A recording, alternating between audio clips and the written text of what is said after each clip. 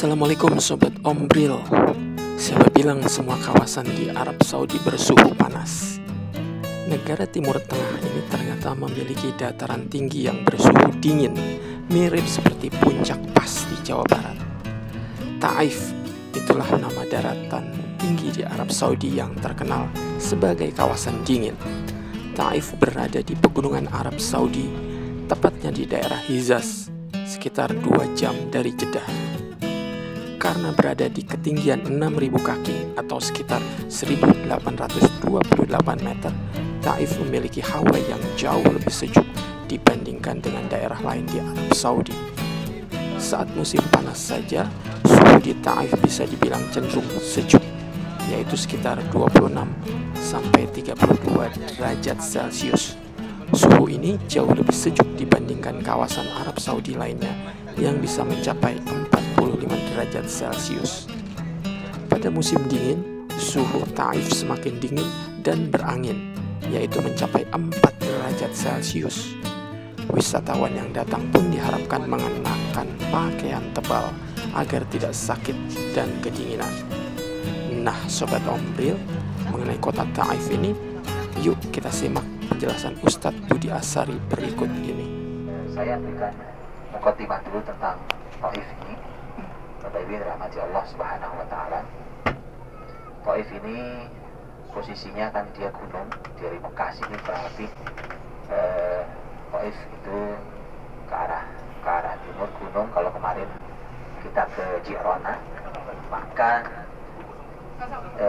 dari Jirona itulah ya kurang lebih arah ke Taif. Dan karena memang seperti yang saya sampaikan di pertemuan sebelumnya waktu kita ziarah kemarin, bahwa di Jirona itu Rasul Shallallahu Alaihi Wasallam membagi ghanimah yang didapat oleh muslimin setelah menang perang di Hunain dan Taif.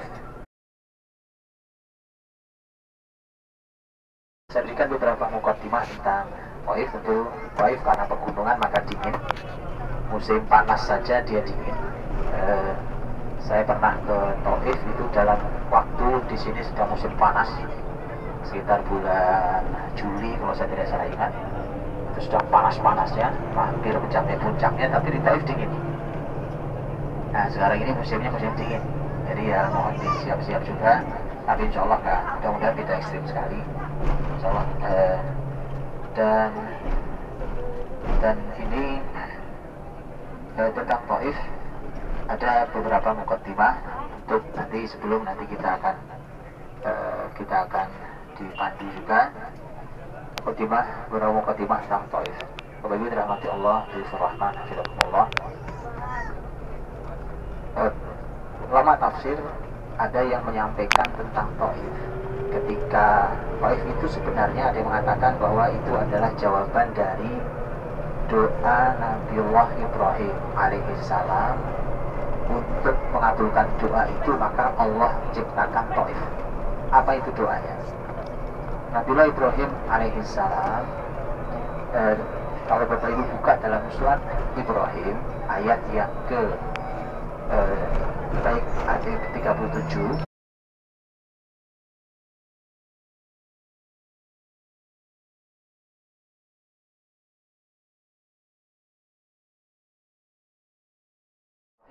Nabi Ibrahim berdoa, Rabbana inni askantu min dzurriyyati biwadin ghairi dzi zar'in 'inda baitikal muharram Rabbana liyuqimus shalah faj'al afidatan minan nasi tahwi ilaihim warzuqhum minats thamarati la'allahum yashkurun.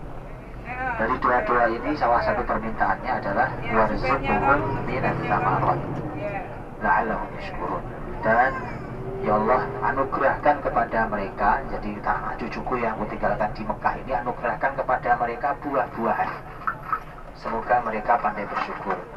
Masalahnya adalah Mekah ini Bapak Ibu bisa lihat, tidak ada buah bisa tumbuh di sini.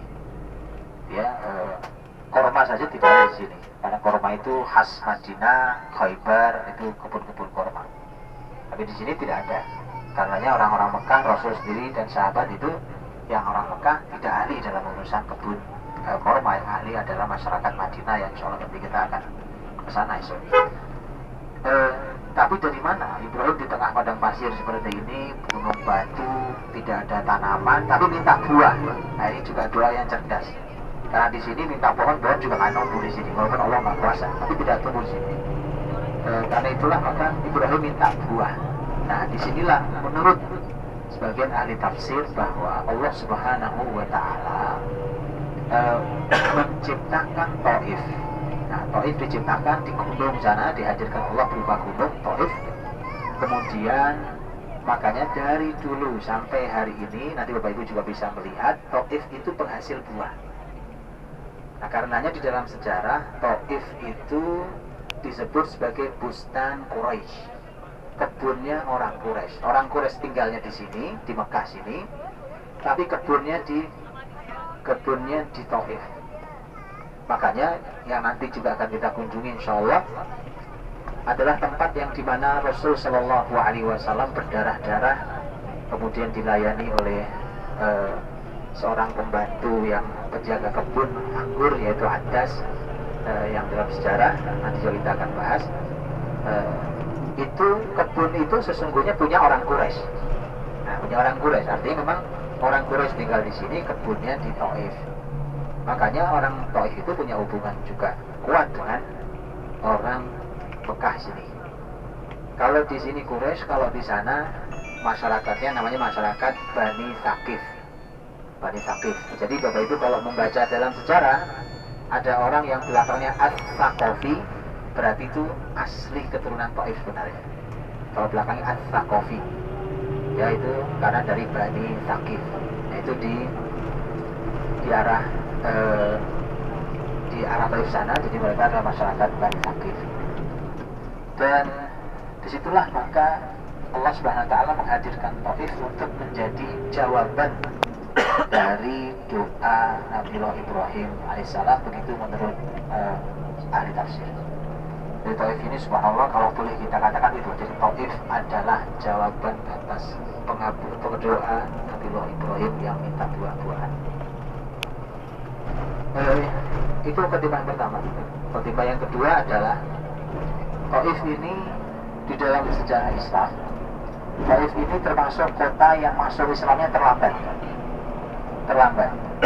bahkan lebih terlambat daripada Mekah. Jadi Mekah ini sudah terlambat, Taif lebih terlambat lagi, kurang lebih setahun setelah Mekah masuk Islam tahun 8, Taif masuk Islam tahun 9, dan Rasul wafat tahun 11. Ini supaya jadi gambaran. Ya, jadi Rasul sudah mau wafat, Taif baru masuk Islam. Tapi ada yang menarik. Yang menarik adalah bahwa menurut ahli sejarah, setelah Rasul wafat itu terjadi kemurtadan. Karena waktu Rasul wafat, satu jazirah Arab ini sudah masuk Islam. Jadi Bapak Ibu tahu kan, jazirah Arab dari mulai kalau di selatannya Yaman, kemudian terus ke utara sampai menjelang Syam, sampai Syam perbatasannya, terus ke arah timur itu sampai wilayah yang kita tahu ada. Kemarin kita Qatar, Bahrain, Oman, itu kan wilayah timur, kemudian di baratnya ada Laut Merah. Nah itu semua jazirah Arab itu sudah masuk Islam ketika Rasul wafat. Ini mendapat hidayah. Ketika Rasul wafat, mereka murtad rame-rame. Nah yang menarik adalah yang tidak murtad secara umum itu cuma 3 kota. 1 Mekah, 2 Madinah, itu ibu kotanya Madinah, kemudian Mekah, kemudian Taif. Jadi Taif ini menarik kan? Kalimatnya begini nih orang Taif nih. Ini kalimat orang Taif waktu itu, karena ketika orang rame-rame murtad, orang Taif bilangnya begini, apakah kita ini adalah orang yang terlambat masuk Islamnya, kemudian menjadi orang yang pertama kali murtad? Jadi sudah kita ini udah masuk Islamnya terlambat, ya kan? Begitu orang murtad ikut murtad, ya? Tidak akan pernah terjadi. Nah gitu kan, tidak akan pernah terjadi. Makanya mereka pertahankan Islam betul, dan itu sungguh sangat luar biasa menarik. Jadi Bapak Ibu kalau mau melihatnya, kalau pendekatan ya Bapak ya, kalau pendekatan Taif dengan Mekah ini pendekatannya kayak puncak Bogor dengan Jakarta. Jadi villa kebunnya ada di puncak Bogor, yang punya orang Jakarta. Sehingga kalau Bapak Ibu mau tahu karakternya orang Taif dengan Mekah, ya kurang lebih kayak karakter dengan Bogor sama orang Jakarta gitu. Nah, gitu kan. Antum tahu kan bagaimana kayak terjadi termasuk apa ya, kebaikannya, kerusakannya, apa segala macam, kurang bisa menggambarkan. Itu tentang Taif. Dan yang ketiga adalah bahwa Taif punya kisah yang sangat luar biasa, adalah ketika Nabi Shallallahu Alaihi Wasallam jalan kaki. Kalau mau dicobain ya boleh, monggo kapan-kapan ya kan. Jalan kaki, yang ini kalau mau belajar sirah merasakan langsung ya bagaimana subhanallah Rasul kita Muhammad Sallallahu Alaihi Wasallam itu memperjuangkan Islam itu sampai seperti itu, sehingga kita wajib bertanya tentang diri kita ini sampai di mana sumbangsih kita terhadap Islam, agama Allah ini. Rasul ketika Mekah sudah tidak bisa menerima, jadi tidak secara wilayah tidak kunjung masuk Islam, walaupun 1-2 orang masuk Islam. Ketika tidak kunjung masuk Islam, kemudian Nabi juga sudah menawarkan dari tahun ke tahun, menawarkan ke berbagai suku. Menurut hitungan Imam Az-Zuhri rahimahullah ta'ala, itu Nabi sudah menawarkan Islam di ke-15 suku. Sebagian dari suku itu menolak dengan terus terang, sebagiannya menolak dengan cara yang halus, sebagiannya tidak mau komentar. Dan kemudian ada dialog menarik dialog. Saat nanti Nabi sudah di Madinah, suatu saat Aisyah radhiyallahu anha bertanya, istri Nabi. Aisyah bertanya pada Rasul Sallallahu Alaihi Wasallam. Ini peristiwanya terjadi setelah perang Uhud, di mana Nabi juga terluka parah di perang Uhud. Nabi berdarah-darah, gigi Nabi rontok juga sebagian patah, pipi Nabi ketusuk pecahan besi, pipi Nabi SAW, kemudian kaki Nabi terluka-luka berdarah-darah. Nabi sedihnya luar biasa. Setelah peristiwa itu Aisyah bertanya, ya Rasulullah, adakah peristiwa yang lebih menyakitkan dari ini? Ini menarik. Jawaban Nabi ada. Jadi sepanjang kau berdakwah, adakah yang lebih menyakitkan? Tapi ada. Ketika saya dakwah kepada masyarakat Abdu Yalil. Abdu Yalil itu adalah masyarakat Taif. Di masyarakat Taif, Nabi kemudian bercerita tentang kisah beliau berdakwah di Taif. Jadi Taif itu, Bapak Ibu, bahkan Nabi sudah hijrah ke Madinah, itu menyisakan kenangan yang sungguh sangat luar biasa buat seorang Nabi SAW yang berdakwah, dan sungguh sangat luar biasa. Yang lebih menyakitkan bukan fisik. Kalau fisik itu buat Nabi, para sahabat sudah teripu biasa. Yang menyakitkan adalah bahwa aku ini Nabi, kemudian datang membawa hidayah kebenaran, kemudian mereka lempari, ya. Makanya nanti bahasa Nabi SAW adalah, ya Allah ampuni kaumku, Allahumma ghfir qaumi fa innahum la ya'lamun. Ya Allah ampuni kaumku, kesungguhnya mereka tidak tahu. Jadi nggak tahu. Kalau mereka tahu saya Rasul kan juga saya nggak akan dilempari. Pasti disambut dengan baik. Ini Masya Allah pelapangan hati Nabi SAW untuk Taif. Bapak Ibu, jadi Nabi dakwah ke Taif itu ketika suku-suku lain sudah tidak bisa, maka Nabi SAW mencoba untuk Taif. Siapa tahu Taif mau menerima. Jadi ya. Jadi ternyata lebih kejam daripada Mekah, karena di sana dilibatkan semua nanti, dilibatkan yang tua, yang muda, laki, perempuan, budak, merdeka, kecil, anak-anak, semua melempari Nabi SAW, digerakkan oleh tokohnya. Nah, Rasul SAW kesana jalan kaki. Bapak Ibu bisa bayangkan ya, nanti rasakan perjalanannya, Masya Allah, dan bayangkan betapa luar biasa jasa Nabi untuk kita.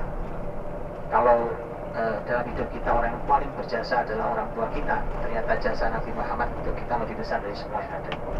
Karenanya Nabi SAW mengatakan bahwa kata beliau bahwa la yu'minu ahadukum hatta akuna ahabba ilaihi min waladihi wa walidihi wan nasi ajma'in. Kalian belum sempurna iman kalian sampai aku lebih kalian cintai daripada anak kalian, orang tua kalian, dan seluruh manusia yang ada. Nanti karena jasa Nabi SAW begitu besar ya. Di jalan kaki Nabi hanya berdua dengan anaknya, yaitu anak angkatnya itu Zaid bin Harithah radhiyallahu anhu. Dan seperti yang sudah saya sampaikan waktu Bapak Ibu ingat, waktu di tahun saya sampaikan bahwa kenapa Nabi jauh-jauh jalan kaki, kan bisa naik kuda, bisa naik onta, ya kan? Inilah strategi Nabi. Nabi bukan sekedar berbuat kebaikan, tapi berbuat kebaikan dalam strategi. Kalau Nabi SAW naik kuda, naik onta, maka semua orang Quraisy akan segera mencegahnya. Tapi Nabi jalan kaki, sudah jalan kakinya sama putra angkatnya. Begitu orang-orang Quraisy melihat, mereka bilang, oh paling Muhammad mau ke sebelah doang. Hanya mau ke sebelah karena juga sama anak angkatnya, ya kan, cuma jalan kaki, gak mungkin jauh. Dari akhirnya kemudian tidak pernah diikuti oleh orang Quraisy. Ternyata di luar dugaan Nabi jalan kaki 100 kilo lebih, 120 kilo.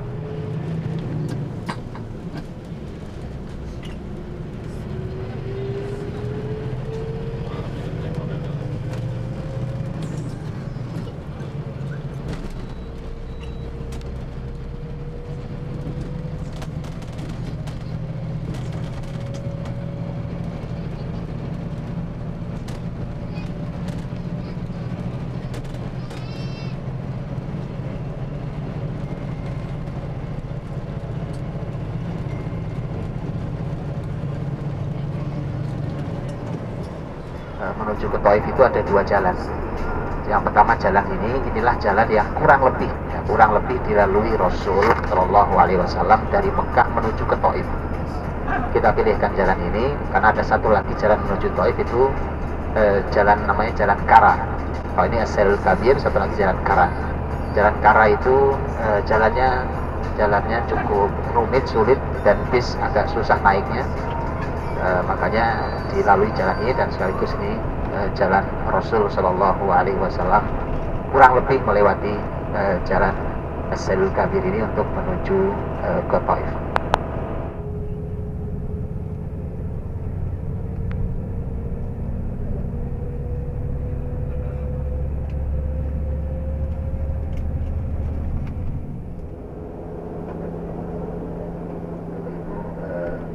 Di sebelah kanan kita ini tembok-tembok ini, taman ini sesungguhnya dulu merupakan tembok sangat lama. Jadi tembok lamanya Taif itu dulu karena kota-kota dulunya tembok-tembok ini yang diabadikan di taman. Ini di tembok-tembok ini adalah tembok yang dulu memiliki Taif yang lama.